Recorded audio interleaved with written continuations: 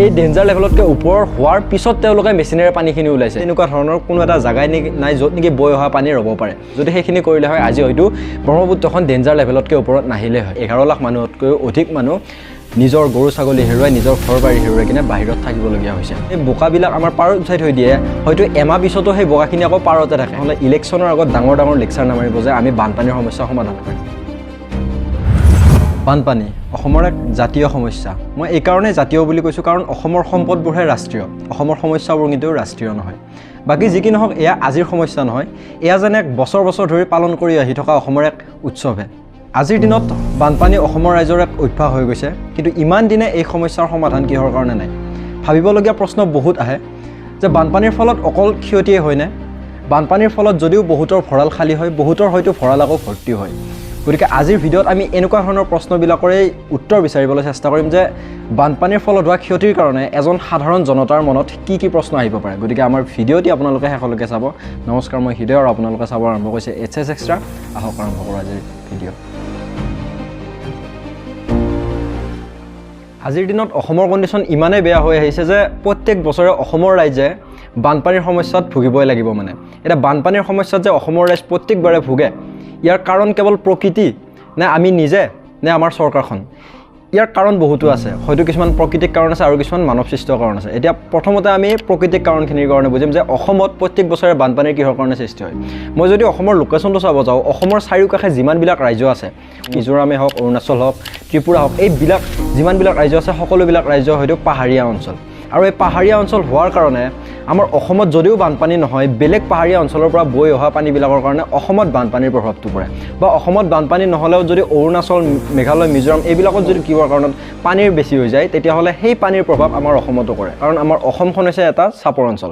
এতিয়া ভাৰতবৰ্ষৰ ভিতৰত অকল অসমখনেইতো চাপৰ নহয়, আৰু বিভিন্ন ৰাজ্য আছে যিবিলাক নেকি আমাৰ চাপৰ। গতিকে কেৱল অসমেহে কিহৰ কাৰণে ইমান বানপানীত ভুগি থাকে প্ৰত্যেক বছৰে। নেক্সট আমাৰ কাৰণ আহি পৰে আমাৰ ব্ৰহ্মপুত্ৰখন। অসমৰ এখন সকলোতকৈ ডাঙৰ নদী বুলি ক'ব লাগিব ব্ৰহ্মপুত্ৰ, যিখন নেকি বৰ্তমান সময়ত ডেঞ্জাৰ লেভেলতকৈ ওপৰত বৈ আছে। মানে ডেঞ্জাৰ লেভেল বুলি মই এইকাৰণে কৈছোঁ, 48 পইণ্ট ছামথিঙত আমি ব্ৰহ্মপুত্ৰখন ডেঞ্জাৰ লেভেলত থকা বুলি কওঁ যেতিয়া এইখিনি লেভেলত বৈ থাকে। আৰু বৰ্তমান সময়ত ব্ৰহ্মপুত্ৰখন 49 পইণ্ট ছামথিঙত বৈ আছে। গতিকে ইমানখিনি পানী বৰ্তমান ব্ৰহ্মপুত্ৰৰ ওপৰেৰে বৈ আছে, আৰু ইয়াৰ কাৰণে ব্ৰহ্মপুত্ৰখনে গৰা খহাই আছে। বৰ্তমান সময়ত ব্ৰহ্মপুত্ৰ নদীখনে কিছুমান ঠাইত 15 কিলোমিটাৰলৈকেও বহল হৈ গৈছে, যাৰ ফলত নেকি পৃথিৱীৰ ভিতৰতে সকলোতকৈ বহল নদী আমাৰ ব্ৰহ্মপুত্ৰখন হৈ পৰিছে। গতিকে পৃথিৱীৰ ভিতৰত যদি সকলোতকৈ বহল নদীখন আমাৰ অসমত আছে, অসমত বানপানীৰ সমস্যা নহয় কিনে বাকী কোন ৰাজ্যত বানপানী হ'ব? এতিয়া প্ৰাকৃতিক কাৰণবিলাকৰ বাহিৰেও আমাৰ মানুহবিলাকে এনেকুৱা ধৰণৰ কিছুমান কাম কৰি আহিছে যাৰ কাৰণে নেকি অসমে প্ৰত্যেক বছৰে বানপানীত ভুগি থাকে। প্ৰথম যদি মই মানৱসৃষ্ট কাৰণটো চাব যাওঁ, প্ৰথম আহিলে আমাৰ কি ডিফৰেষ্টেশ্যন, অৰ্থাৎ মানুহে হাবি অৰণ্যবিলাক কাটি কিনে ঘৰ বনাব লৈছে, যাৰ কাৰণে নেকি আমাৰ অসমৰ মানুহে বানপানীত ভুগিব লগা হৈছে। ইয়াৰ পিছত যদি মই চাওঁ লেণ্ড এক্ৰচমেণ্ট কথা কি ক'ম, যাক নেকি অসমীয়াত আমি মাটি দখল কৰা বুলি ক'ম।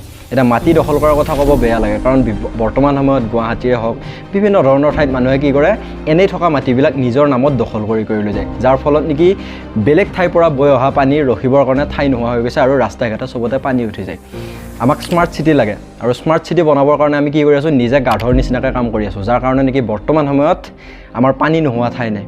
গুৱাহাটীখনত আগতে ইমান জেগা আছিল যে বেলেগৰ পৰা যদি পানী বৈ আহি কিনে আমাৰ গুৱাহাটীখনত কিছুমান এনেকুৱা জেগা আছিল য'ত নেকি বৈ অহা পানীবিলাক ৰৈ থাকে বা বৈ অহা পানীবিলাক সেই ঠাইৰে গুচি যায়। কিন্তু বৰ্তমান সময়ত তেনেকুৱা ধৰণৰ অলপো জেগা নাই য'ত নেকি পানীবিলাক বৈ আহি কিনে ৰ'ব পাৰে।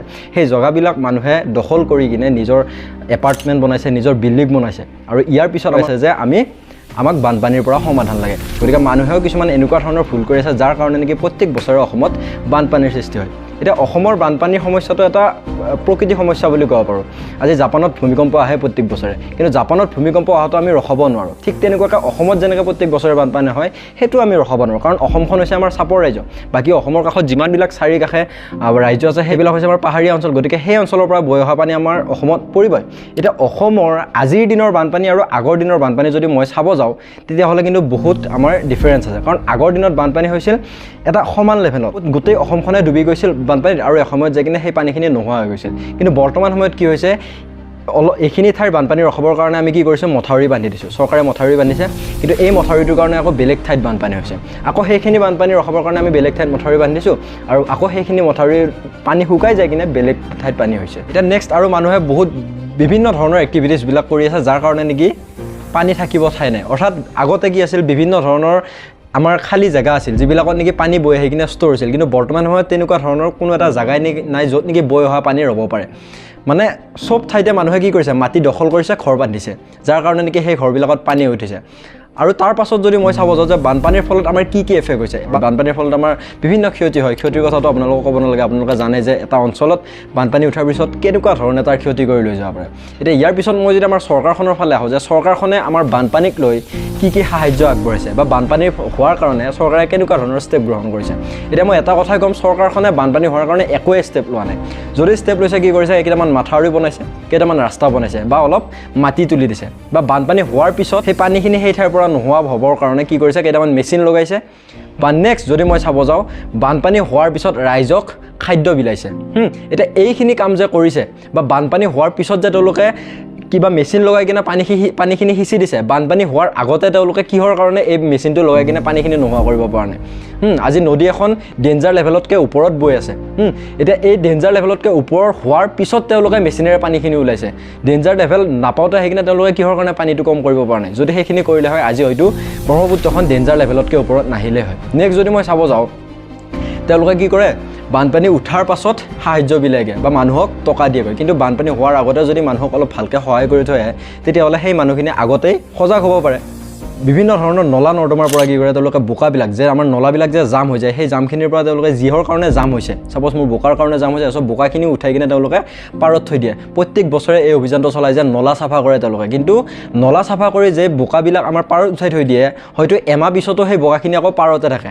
আৰু তাৰ পাছত যদি বৰষুণ দিয়ে সেই পাৰত উঠাই থোৱা বোকাখিনি আকৌ হয়তো নলাখিনিত পৰি যায় তেওঁলোকে নলাৰ পৰা ঠিকে বোকাখিনি উঠাই থৈ দিয়ে কিন্তু সেই বোকা কোনোদিন যায় কিনে আকৌ বেলেগ ঠাইত নপৰেগৈ আকৌ বৰষুণৰ কাৰণে নলাতে পৰে গতিকে এয়াই হৈছে আমাৰ গভৰ্ণমেণ্টৰ কিছুমান ষ্টেপ যিবিলাক নেকি বানপানী হোৱাৰ এটা মেজৰ কাৰণ মই ক'ব পাৰোঁ এতিয়া নেক্সট এটাই অনুৰোধ থাকিল মোৰ চৰকাৰখনলৈ আপোনালোকে যদি আজিলৈকে সমস্যাটো সমাধান কৰিব পৰা নাই বা যদি আপোনালোকে সমস্যাটো সমাধান কৰিব নোৱাৰে মই কৈছোঁ নোৱাৰে কাৰণ অসমৰ এটা বানপানী হোৱাটো প্ৰত্যেক বছৰ হোৱা এটা নেচাৰেল কাৰণ প্ৰকৃতিক কাৰণৰ কাৰণে হৈ যায় বা অসমখন এনেকুৱাই জেগা য'ত নেকি প্ৰত্যেক বছৰে বানপানী হ'বই গতিকে ইয়াক বানপানী আমি ৰোধ কৰিব নোৱাৰোঁ কিন্তু ইয়াৰ পৰা আমি কিছুমান সজাগ হৈ কিনে আমি নিজে বাচি থাকিব পাৰোঁ এতিয়া চৰকাৰখনলৈ এটাই অনুৰোধ যে তেওঁলোকে যদি সমস্যাটো সমাধান কৰিব নোৱাৰে তেনেহ'লে ইলেকশ্যনৰ আগত ডাঙৰ লেকচাৰ নামাৰিব যে আমি বানপানীৰ সমস্যা সমাধান কৰিম বহুত চৰকাৰ আহিল তেওঁলোকে ইলেকশ্যনৰ আগত এইটোৱে লেকচাৰ মাৰে যে আমি অসমৰ বানপানীৰ সমস্যা সমাধান কৰিম কিন্তু প্ৰত্যেক বছৰে উজনি অসমৰে হওক নামনি অসমৰে হওক মানুহখিনিয়ে কিন্তু বানপানীৰ সমস্যাত ভুগি আছে এয়াই আছিল আজিৰ ভিডিঅ'ত যে আমি কেনেধৰণে নিজে ষ্টেপ ল'ব পাৰোঁ যে বানপানীৰ পৰা বাচি থাকিবলৈ বা বানপানী অসমত কিহৰ কাৰণে প্ৰত্যেক বছৰে হয় ইয়াৰ কাৰণবোৰ নে প্ৰকৃতিক